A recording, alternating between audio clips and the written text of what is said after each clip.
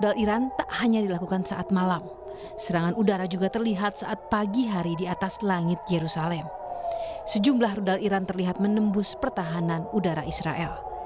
Sirene tanda bahaya juga memperingatkan warga Israel untuk berlindung dari serangan Iran. Di sisi lain, serangan Israel terhadap Iran tak hanya menyasar target militer. Israel juga menyasar kantor markas besar Bulan Sabit Merah di Teheran.